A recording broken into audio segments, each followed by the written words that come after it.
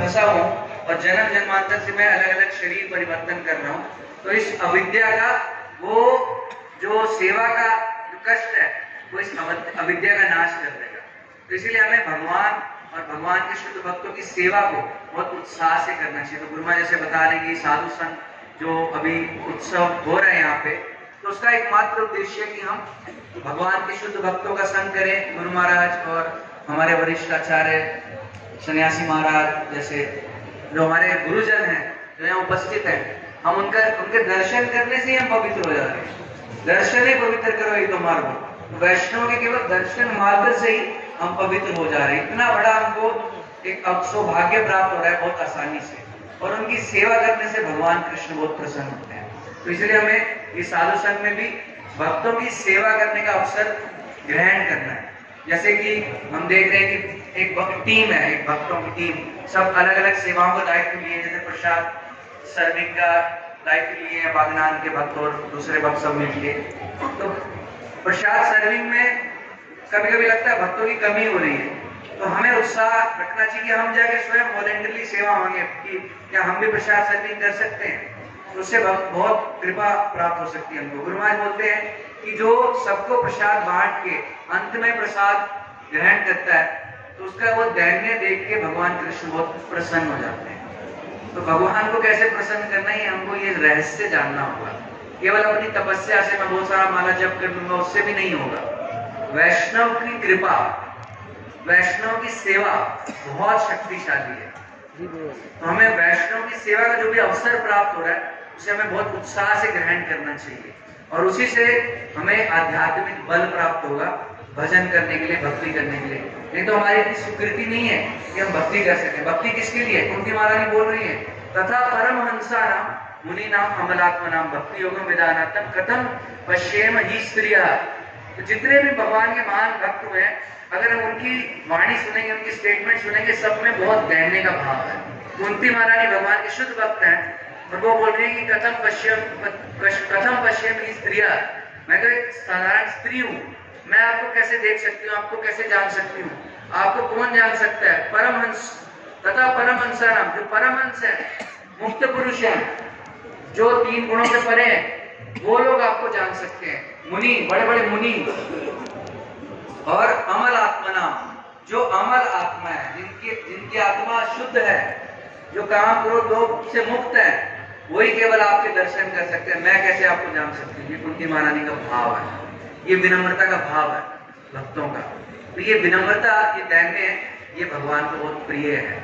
इसीलिए हमारे जितने भी आचार्य हैं, उनके जितने भी गीत हम लेंगे, उनकी शिक्षाएं लेंगे, उनमें दैन्यता का भाव है। प्रहलाद महाराज हमारे आचार्य हैं और उनकी वाणी में दैन्यता का भाव है। प्रभुपाद जी अपनी कविता लिखी और उस कविता में प्रभुपाद जी प्रहलाद महाराज का श्लोक कोट कर रहे हैं श्रीमद् भागवतम से। तो क्या है? एवं जन्म निपतितम प्रभवाहि कूपे कामाभिकामम अनुया प्रपतन प्रसंगा कृत्वात्मसात सुरेशिणा भगवान गृहीता सोहम कथम विसृजे तव भृत्य सेवा। तो प्रहलाद महाराज जो महाजन है, भगवान स्वयं प्रकट हुए उनको दर्शन देने के लिए, उनकी रक्षा करने के लिए, और वो भगवान को क्या बोल रहे हैं कि ये भगवान एवं जन्म निपतितम प्रभवाहि कूपे, मैं इस भौतिक संसार रूपी अंधे कुएं में गिरा हुआ हूं। ये प्रहलाद महाराज बोलते हैं। कामा भी कामम अनुया प्रपतन प्रसंगा, जैसे भौतिक संसार के सारे लोग तो भौतिक कामनाओं से, विषय कामनाओं से, भौतिक भोग की भावनाओं से भौतिक संसार में बहे जा रहे हैं। संसार रूपी समुद्र में भौतिक कामनाओं से बहे जा रहे हैं, जन्म जन्मांतर तक शरीर परिवर्तन कर रहे हैं अलग अलग इच्छाओं से, भोग की इच्छाओं से। तो प्रहलाद महाराज बोले कि मैं उनका पीछे चलते चलते, उनकी नकल करते करते मैं बस भौतिक संसार के विषयों के बहाव में बहता ही जा रहा हूं जन्म जन्मांतर से। लेकिन अभी क्या हो गया? धृत्वा आत्मसात सुर ऋषिणा भगवान गृहीता। इस जन्म में मुझे क्या सौभाग्य प्राप्त हो रहा है कि जो आपके शुद्ध भक्त है, जो आपके प्रिय भक्त है, नारद मुनि, सुर ऋषि, देवर्षि नारद मुनि, कृत्वा आत्मसात, उन्होंने मुझे आत्मसात कर लिया, मतलब मुझे ग्रहण कर लिया, मुझे स्वीकार कर लिया। जैसा कि दीक्षा के बारे में चैतन्य चरितामृत में बताया गया, दीक्षा काले शिष्य करे आत्मसमर्पण, सही काले कृष्ण तारे करे आत्मसम। मतलब दीक्षा क्या है हमें जानना चाहिए। हम यहाँ दीक्षा लेने के लिए आए हैं गुरु महाराज से, या दीक्षा ले चुके हैं, लेकिन दीक्षा का अर्थ क्या है ये हमको समझना चाहिए। तो दीक्षा का अर्थ जो हमारे आचार्य बता रहे हैं वो क्या है कि दीक्षा के समय जो शिष्य है वो आत्मसमर्पण करता है गुरु को। तो और उसी समय भगवान कृष्ण से अपने समान स्वीकार कर लेते हैं भगवान, उसको उसका दायित्व ले लेते हैं, उसको विशेष महत्व देते हैं भगवान। तो हमें जानना चाहिए गुरु महाराज हमको बताते हैं कि दीक्षा का क्या अर्थ है। तो हमें ये नहीं सोचना चाहिए कि बस यज्ञ हो गया, हमको माला मिल गई, या हमारा नाम कुछ मिल गया आध्यात्मिक तो हमारी दीक्षा हो गई है। बार बार गुरु महाराज इस बात को एक्सप्लेन करते हैं।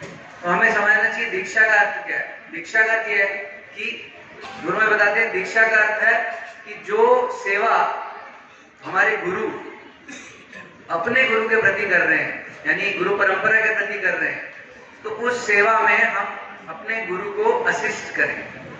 अपने जो भी हमारी क्षमता है, योग्यता है, भगवान ने जो भी हमको कुछ टैलेंट दिया है, कुछ गुण दिया है, कुछ क्षमता दी है, उसे हम अपने गुरु की सेवा में प्रयोग करें, उन्हें असिस्ट करें जो उनकी इच्छा है।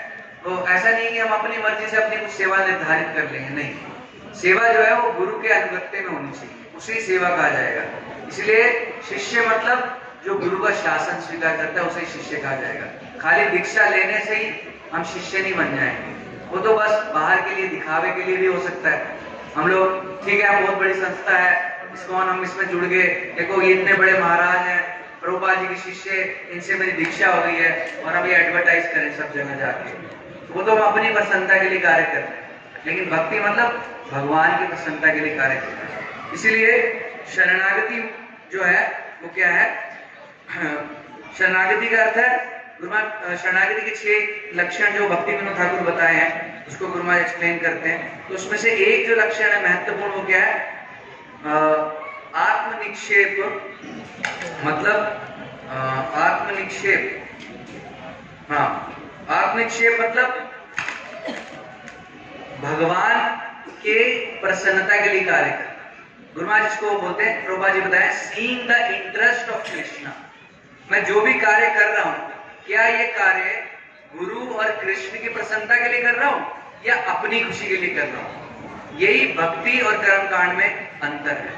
यदि हम कुछ भी सेवा कर रहे हैं और इसके पीछे हमारा अंदर में मन में ये भावना है कि देखो मैं कितना अच्छा सेवा कर रहा हूँ, सब मेरी वाह वाह करेंगे, सब मेरी प्रशंसा करेंगे, ये इस भावना से अगर हम वो कार्य कर रहे हैं तो हमको भक्ति लग सकता है, लेकिन वो कर्म कांड में परिवर्तन हो जाएगा। और यदि हम इस भावना से सेवा कर रहे हैं कि जो भी मैं सेवा कर रहा हूँ वो मैं अपने गुरु की संतुष्टि के लिए कर रहा हूँ, अपने गुरु की प्रसन्नता के लिए कर रहा हूँ, तो उसी समय वो कार्य जो है वो भक्ति में परिवर्तित हो जाएगा। और गुरु महाराज बोलते हैं कि हम जो भी सेवा करें, चाहे कुछ भी सेवा, तो उसका क्रेडिट हमको खुद नहीं लेना चाहिए। सेवा करो और जब क्रेडिट प्राप्त करने का टाइम है तो भाग जाओ। हमें क्रेडिट, उस सेवा का क्रेडिट नहीं लेना चाहिए। अरे मैं इतनी किताबें बांट दिया, या मैं इतने लोगों को जोड़ दिया, इतने मैं लोगों को भक्त बना दिया। अभी हमारा ये भी अभिमान हो जाता है, अरे मैं इतने लोगों को भक्त बना दिया। अरे हम किसी को भक्त नहीं बना सकते। भगवान के शुद्ध भक्ति किसी को भक्त बना सकते हैं। पारसमणि है, शुद्ध भक्त पारसमणि है, वो किसी को जीव को भक्त बना सकते हैं, हम किसी को भक्त नहीं बना सकते। तो जब हम प्रचार करते हैं, कई बार बहुत सारे लोगों को जोड़ के लाते हैं गुरु महाराज के पास, तो हम सब बोलते हैं कि इसको मैंने भक्त बना दिया। अगर मन में सोचते हैं तो बहुत बड़ा हमारा भ्रम है, इल्यूजन है। हमको क्या सोचना चाहिए, ठीक है भगवान ने मेरे को ऐसा अवसर दिया, निमित्त बनाया इस जीव को भगवान के शुद्ध भक्त तक लाने के लिए। तो हमारे जो आचार्य हैं उनका भाव हमको जानना चाहिए, उस मेंटेलिटी से, उस मानसिकता से हमें सेवा करनी चाहिए, तब हमें उनकी कृपा आशीर्वाद प्राप्त होगा।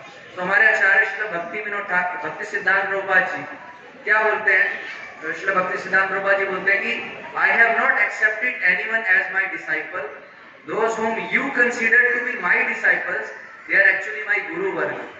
तो इसलिए भक्ति सिद्धांत प्रभुपाद जी के वचन है कि मैंने किसी को भी अपने शिष्य के रूप में स्वीकार नहीं किया है।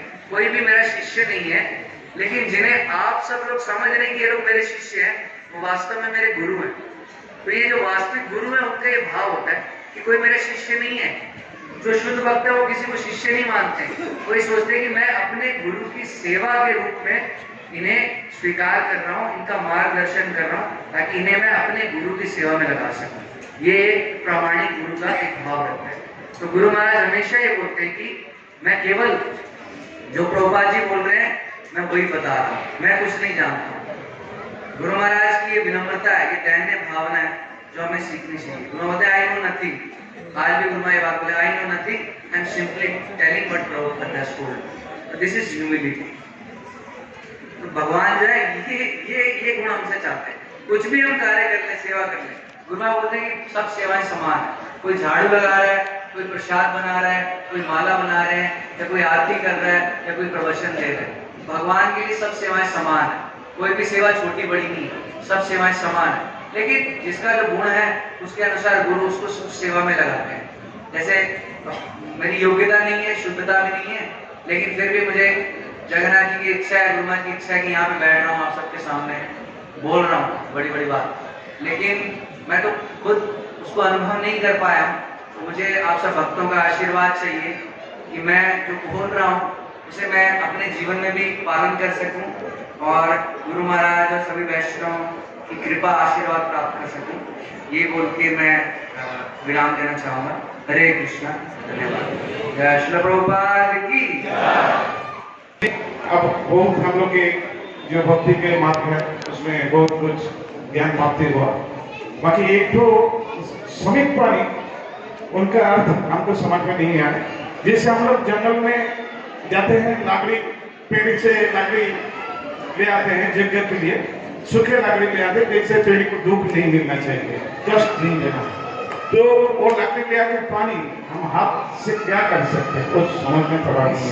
समित पानी जो शब्द है, पानी मतलब हाथ, समित पानी मतलब हाथ में वो समिधा की लकड़ी लेके हमें गुरु के पास जाना है, मतलब सेवा भाव, सेवा भावना। हम गुरु के पास जा रहे हैं कुछ सीखने के लिए, ज्ञान प्राप्त करने के लिए, तो केवल जस्ट जाके प्रश्न करने से ज्ञान प्राप्त नहीं होगा। हमें सेवा करने के लिए तत्पर रहना चाहिए। समित पानी का यह अर्थ है कि हमें गुरु की विनम्र सेवा करने के लिए तत्पर रहना चाहिए। भगवान यही मार्ग बता रहे हैं ना, ये प्रक्रिया तद्विधि प्रणिपाते परिप्रश्नेन सेवया। तो सेवा के माध्यम से हमें गुरु से विनम्र जिज्ञासा करनी है। तो समित पानी का अर्थ है सेवा भावना। हमें सेवा के लिए तत्पर रहना चाहिए। गुरु जो भी आदेश दे उसका पालन करने के लिए हमेशा तत्पर रहना चाहिए। और गुरु महाराज ये बात बोलते हैं कि कोई ऐसा बोल सकता है कि मैं भगवान की सेवा नहीं कर सकता, मैं योग्य नहीं हूँ, मैं शुद्ध नहीं हूँ, मैं पतित अधम हूँ, लेकिन किसी भी स्थिति में हम ये नहीं बोल सकते कि मैं गुरु की सेवा नहीं कर सकता। गुरु की सेवा करनी ही पड़ेगी, उससे पीछे नहीं हट सकते हम। नहीं तो हम भक्ति ही नहीं कर रहे, भक्ति फिलॉसफी जान ही नहीं रहे, भक्ति जीवन का प्रारंभ भी नहीं होगा। तो इसलिए दीक्षा केवल एक फॉर्मेलिटी नहीं है, बस दीक्षा ले लिया, माला ले लिया, नाम ले लिया, बस हो गया, नहीं। दीक्षा लेने का उद्देश्य है हम गुरु की सेवा के लिए हम कर्तव्यबद्ध हो गए हैं, प्रतिज्ञाबद्ध हो गए हैं। तो मैं क्या सेवा करूं? गुरु महाराज जैसे बताते हैं, प्रभुपाद जी अपने गुरु महाराज श्री भक्ति सिद्धांत प्रभुपाद जी से एक ही प्रश्न पूछे, how can I serve you, मैं आपकी क्या सेवा कर सकता हूँ? तो गुरु बताएंगे क्या सेवा करनी, और वो जो सेवा है उसकी भावना ये होनी चाहिए कि मैं अपनी खुशी के लिए नहीं, गुरु की प्रसन्नता के लिए करूं। तो ये बहुत सूक्ष्म है, ये सब सूक्ष्म चीजें हैं।